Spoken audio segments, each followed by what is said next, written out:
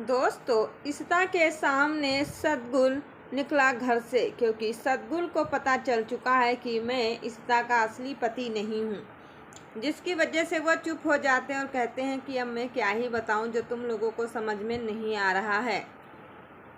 ये बात सुनते ही बहुत ही ज़्यादा गुस्से में हो जाते हैं। तब तक क्या होता है, यहाँ पर युग अपने दोस्त को ढूंढते ढूंढते बहुत ही ज़्यादा थक चुके होते और कहते हैं कि ये कौन सा है जो मेरे परिवार के पीछे हाथ धोकर पड़ा हुआ है। मैं ऐसे शांत नहीं बैठूंगा, चाहे कुछ भी क्यों ना हो जाए। तब तक इसी बात को लेकर बहुत ही सोचते हैं भल्ला परिवार के लोग। तब तक यहाँ पर रूही कहती हैं आलिया से कि चलो मुझे कुछ करना होगा। पुलिस इंस्पेक्टर कहते हैं कि ये कातिल का फ़ोन मिला हुआ है, आखिर में इसका कौन ही कातिल है मुझे पता चलना चाहिए। बॉस को तो कोई चाकू से ही बहुत ही ज़्यादा सबक सिखा रहा होता है, वो कोई और नहीं बल्कि अरिजीत, क्योंकि अरिजीत की बात बॉस ने नहीं मानी, जिसकी वजह से उन्होंने चाकू से उसको बहुत ही ज़्यादा सबक सिखाया।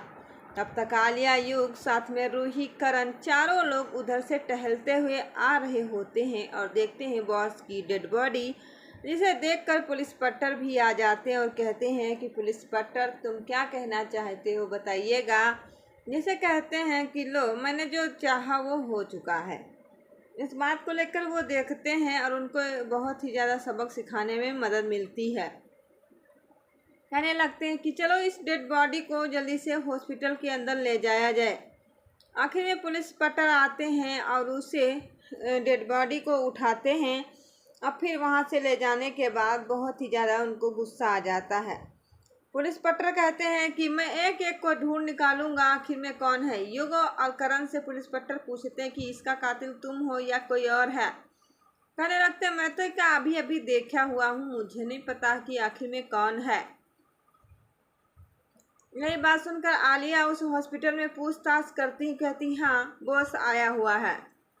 आलिया बहुत ही ज़्यादा रो रही होती हैं, साथ में पुलिस इंस्पेक्टर से बात करते हुए कहते हैं कि ऐसा नहीं हो सकता था जैसा मैं सपनों में भी सोचा था, मगर कोई बात नहीं, मुझे सच का पता लगा कर रहना ही होगा, क्योंकि आज नहीं तो कल ये तो होना ही होना था। मैं बहुत ही ज़्यादा परेशान हो चुका हूँ, अब मुझे और भी परेशान होने की ज़रूरत नहीं है। बहुत ही ज़्यादा इशिता सोचती हैं। रूही कहती हैं कि हाँ चलो यहाँ से मुझे मिलना है। एक बार नहीं मैं बार बार कहती हूँ, फिर भी तुमको समझ में नहीं आ रहा होगा। वहीं पर जाते ही वहाँ पूरा परिवार होता, मगर तब तक आलिया हॉस्पिटल में पहुँचती, कहती हैं नर्स से कि प्लीज़ तुम मेरे बॉस से मिलने दो। तुम मिलने क्यों नहीं दे रही हो। जिससे कहती नहीं, यहाँ पर कोई एंट्री नहीं है, क्योंकि पेशेंट को मैंने भर्ती कर लिया, इसी वजह से आप यहाँ से जा सकती हो। कहने लगती नहीं, मैं नहीं जाने वाली हूँ, चाहे कितनी बड़ी कोशिश क्यों ना कर लो। वहाँ पर आलिया उस नर्स से काफ़ी ज़्यादा देर तक बात करती हैं, मगर वो नर्स उनकी बात सुनने के लिए राजी नहीं होती है। वो कहती है अब मैं क्या करूँ, मुझे पता ही नहीं था। एक बार नहीं वो बार बार सोचती हैं, फिर भी उनको एहसास नहीं होता है कि ये किसके वजह से हो रहा है। आलिया कहती हैं कि मुझे बस 5 मिनट का मौका दे दो, मैं अपने बॉस को देख लूं कि आखिर में उसकी हालत है भी कैसी। जिसे कहते हैं कि लो, उसको ब्लड की सख्त ज़रूरत है, अगर आप उसको ब्लड की व्यवस्थाएं कर दो तो मैं उसे दिखा देता हूँ। तब तक करण कहते हैं कि हाँ बिल्कुल, मैं अभी ब्लड की व्यवस्था कर रहा हूँ, आप मुझे दिखा तो दीजिएगा। तब तक यहाँ पर सिमी घर में बहुत ही बड़ा हंगामा करती हैं, मगर तब तक डॉक्टर को रूही बात मान लेती हैं और साथ में इशिता भी। कहने लगती हैं कि ये सब किसकी वजह से हो रहा है, मगर सदगुल को शक हो जाता कि वो सब क्या कर रहे हैं, कोई तो जरूर चाल चल रहे होंगे करण को। तो इसी वजह से वो बार बार रूही के पास फ़ोन मिलाते हैं सदगुल, मगर सदगुल को यह एहसास नहीं होता कि मैं रंगे हाथ पकड़ लिया गया हूँ। यह तो किसी को भी अंदाज़ा नहीं है, मगर वो तो होना ही होना था जैसा सब लोग चाह रहे थे। वहीं पर युग बात करते हैं आलिया से, कहते हैं कि युग ये सब किसका करा धरा होगा, मुझे नहीं पता था, मगर मैं उस बॉस को ठीक कराकर सारा सच ज़रूर ढूंढ निकालूंगा, नहीं तो मैं बहुत ही ज़्यादा परेशान हो चुका हूँ। जिससे कहते हैं कि ऐसा भी क्या तुम सोचती रहती हो। तब तक आलिया फ़ोन पर बात करती है अपने पिता से और कहती हैं रूही कि हाँ पापा, मैं एक बहुत ही बड़े रेस्टोरेंट में आई हुई थी, यहाँ पर मुझे थोड़ा खाना खाना था, मेरा दोस्त पंजाबी आया हुआ है। कहने लगते हैं करण की फ़ोन उठाने से पहले कुछ सोच लो कि इनको ये न शक हो कि आखिर में आप किससे बात कर रही हो। आखिर में सदगुल तो सारा राज जानने के लिए रूही के पास फ़ोन किया होता है, मगर रूही तो खुद पहले से पता चल चुका है कि वो मेरे असली पिता नहीं बल्कि नकली पिता हैं। ये बात सुनकर बहुत ही ज़्यादा पैरों तले ज़मीन खिसक जाती है, मगर रूही उन्हें अपने पिताजी को बहुत ही बड़ी बात सबक सिखा देती हैं। तब तक कहते हैं सिमी की इस्ता से कि मैं खाना तुम्हारे लिए लगाऊंगी, बल्कि वो नकली रमन के लिए खाना नहीं लगा सकती हूँ। ये मेरा असली रमन मेरा भाई है। इस्ता कहती है तुम्हें कुछ हो चुका है, मुझे पता है। मैं यही सोच ही रही थी कि तुम्हें कुछ होने से पहले मुझे कुछ बात छुपानी है। और रूही बहुत ही ज़्यादा पूछती हैं। कहने लगते हैं पुलिस इंस्पेक्टर कि तुम्हें क्या हुआ है, आप बताइए ना। कहने लगते हैं मुझे कुछ नहीं हुआ है, अब मुझे सबक सिखाने का मौका भी दिया जाए, क्योंकि मैं इस बॉस से सच पूछना चाहती हूँ कि आखिर में आपको ऐसा किसने हालत किया है। कहने लगते कि हाँ, ये बात तो तुमने सच ही कह दिया है। ये बात वहीं पर छुपाते ही बहुत ही दूर तब तक क्या होता है, वहाँ पर युग ढूंढने के लिए जाते हैं जिसे एक मेमोरी कार्ड मिल जाता है। उस मेमोरी कार्ड को ढूंढते ही युग निकल जाते हैं आलिया और करण के पास। उस सीसीटीवी कैमरे के निगरानी में उस चिप को लगाते हैं लैपटॉप पर। उसे देखते हैं कि उसका नाम अर्जित होता है। अर्जित नाम गुंडे का सारा सच आ जाता है उनके सामने, और उनको अंदाज़ा भी हो चुका है कि ये किसकी वजह से होता रहता है, क्योंकि वो सच्चाइयों का सामना करते हुए फिर भी वो चुप नहीं रहने वाले हैं। वो तो कहते हैं चलो ये नीति का नाम देखते हैं। वहाँ पर लैपटॉप में लगी हुई चिप को देखकर होश उड़ जाते हैं और वो कहते हैं कि मुझे भी पता हो चुका था कि ये किसकी वजह से हो रहा है। जिसे उस चिप को लेकर याद करते हैं और बार बार सोचने की कोशिश भी करने लगते हैं। कहते हैं मुझे पता है कि ये सब किसकी वजह से होता है।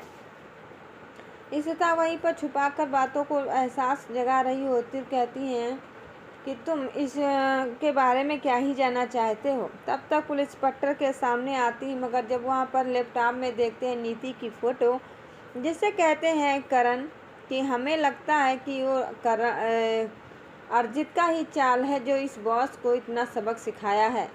रूही कहती है कि वो तो अंकल जी मेरे घर आते हैं, हम लोगों से अच्छे से बात करते हैं और अच्छे से रहते हैं, और मैं ऐसा कैसे कह सकता हूँ।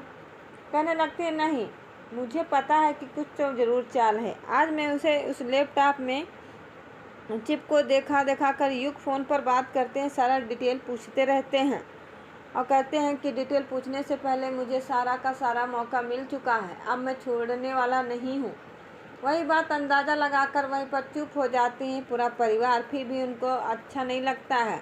वो कहते हैं कि आज नहीं तो कल मुझे जानना ही पड़ेगा। उस कैमरे में और लैपटॉप में देख लेते हैं अर्जित का पूरा सच, जिसकी वजह से वो गार्ड कहता है कि मैं तो अंदर का लोकेशन देखता हूँ, मुझे अंदर घर के अंदर का सारा काम दिया गया है, घर के बाहर का नहीं है। अगर घर के बाहर का देखूँगा तो मुझे ये पता चल जाएगा कि कोई तो मुझे पकड़ लेगा, इसीलिए मेरे को जेल हो जाएगी और मैं ऐसा काम हरगिज़ नहीं करने वाला हूँ। मुझे सब पता चल चुका है और आप लोगों से भी मुझे कहना है कि जो भी है सच है।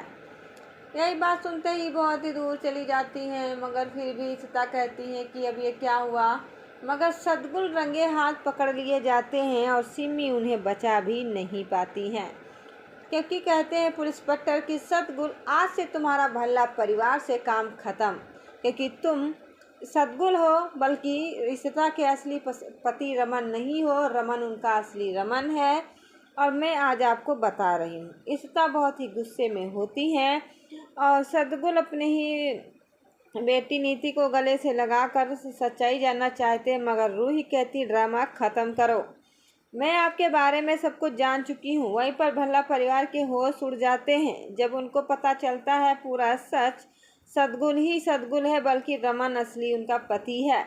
तो सच्चाई जानने के लिए हमारे चैनल पर पहली बार आए तो चैनल को करिएगा फटाफट सब्सक्राइब, बेल की घंटी जो दबा लीजिएगा ताकि जो भी मैं वीडियो बनाऊं उसकी नोटिफिकेशन आप तक सबसे पहले आए।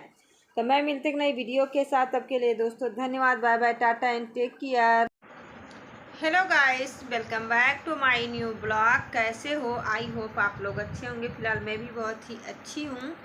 तो दोस्तों कैसा लग रहा है मेरा चश्मा? आप लोग देख सकते हैं जो ये ऐनक है मैंने ऐसे ही बनवाया, मुझे बहुत ही ज़्यादा शौक लगती है।